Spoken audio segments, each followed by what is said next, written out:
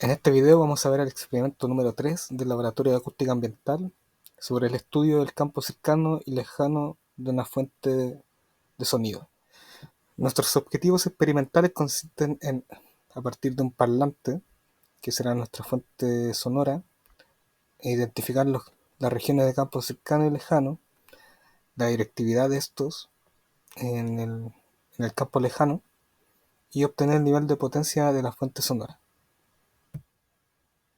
Al emitir sonido a la fuente, existe el campo cercano, que es la región próxima a ella, en la cual, por tener cierto tipo de estructura y proporciones, tamaño de cono, cables internos, etc., genera mucha influencia de reflexión y transmisiones, que se consideran condiciones de borde, donde el nivel de presión sonora no alcanza una estabilidad tal, por lo que es difícil modelar. En cambio, a una mayor distancia, estas reflexiones se homogenizan y empieza la fuente a comportarse más como una fuente puntual, en donde puede estandarizarse de mucha mejor forma el nivel de presión sonora para caracterizar la fuente de sonido. Por lo tanto, en el campo lejano es posible establecer una relación que exprese el nivel de presión sonora eh, a partir de la distancia R y el factor de directividad Q. eh, También viendo su nivel de potencia acústica del parlante, que es como la energía que emite en esa dirección, determinada por Q.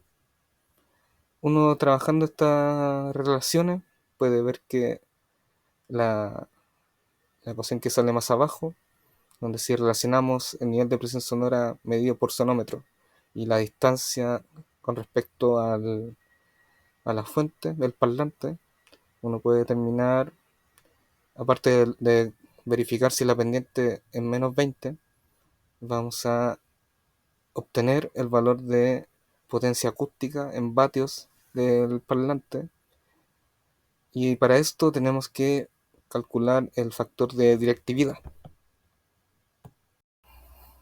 Para obtener el valor del factor de directividad Q, que es adimensional, vamos a calcular primero el índice de directividad, que es la versión del factor, pero en escala logarítmica, para así poder ser expresada en decibelios.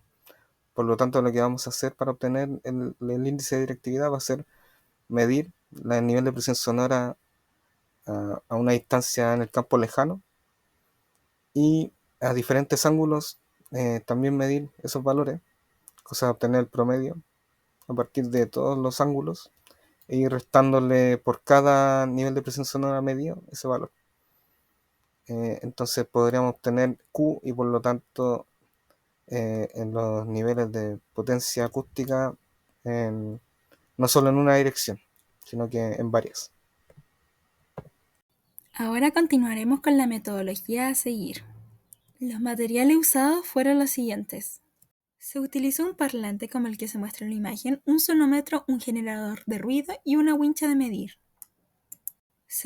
Antes de realizar las mediciones, nos aseguramos que el sonómetro esté bien calibrado. Para ello usamos su calibrador como el que se muestra acá en la imagen. Luego se midió el ruido de fondo de la sala, el cual nos dio 35 dB. El experimento consistió en dos partes. Para la parte 1 se midió el campo cercano. Para las mediciones, en el generador de ruido del parlante se seleccionó un tipo de ruido rosa, sin ponderación en frecuencia y a un nivel de menos 40 dB de volumen.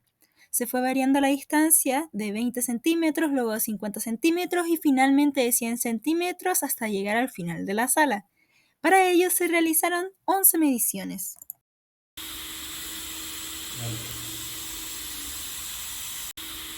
Para la parte 2 se midió el campo lejano. Para las mediciones se utilizó la misma configuración del parlante que para la parte 1, solamente que esta vez se variaron 8 direcciones, todas ellas a 1 metro de la fuente.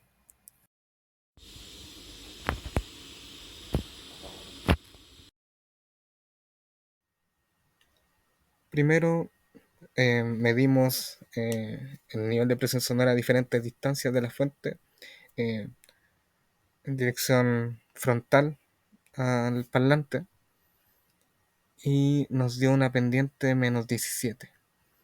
Aquí en teoría debería ser menos 20, pero tomamos en consideración que las murallas de hormigón de la sala no son muy absorbentes, entonces, aparte de los demás objetos de la sala donde se midió, puede haber alterado eh, la, la medición obtenida. Eh, También intentamos quizás ver cómo resultaba la pendiente sin tantos valores más cercanos al campo cercano, valga la redundancia, pero vimos que aún con eso la pendiente no obtenía mejores resultados, así que decidimos dejarlo ese valor a partir de todas las distancias medidas. Para obtener el índice de directividad medimos en 8 ángulos diferentes. Eh, Adelante y detrás del parlante vimos que había un mayor nivel de presión sonora y a partir del intercepto obtenido anteriormente, que era 108, vamos a tomar todos los índices de directividad para los 8 ángulos y así obtener una potencia acústica promedio. A la izquierda de la tabla se puede apreciar el dato numérico del gráfico de nivel de presión sonora con respecto al ángulo. Al medio de la tabla se ve el índice de directividad, donde se puede notar que de frente al parlante a 0 grados tiene una preferencia notoria con respecto a los diferentes otros ángulos, que es donde el parlante concentra el sonido y lo emite en esa dirección de forma preferente. A nivel de potencia acústica podemos ver que no varía tanto, pero esas diferencias que se pueden notar eh, lo asumimos como parte de lo que mencionamos antes para el primer gráfico, que la habitación donde medimos no tenía una pared suficientemente absorbente y además de otros objetos como computadores, eh, mesas, sillas, pero podemos por promedio estimar que el nivel de potencia acústica del parlante es de 120 vatios. Podemos empezar concluyendo que el parlante muestra eh, dificultades para establecer que se pueda obtener un campo lejano que considere al parlante como una fuente puntual.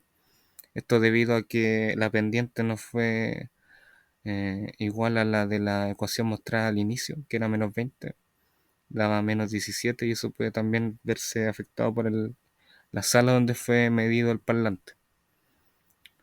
Eh, Al inicio dijimos que se puede estimar tomando el diámetro del parlante, multiplicarlo por 7 y más o menos estándar, ese es la distancia donde se determina el campo cercano y campo lejano, pero en este caso habría que considerar otras estimaciones. Lo segundo es que si bien la potencia acústica, la energía que se dispersa en el ambiente es omnidireccional, el parlante sí está construido para que prefiera emitir sonido hacia adelante.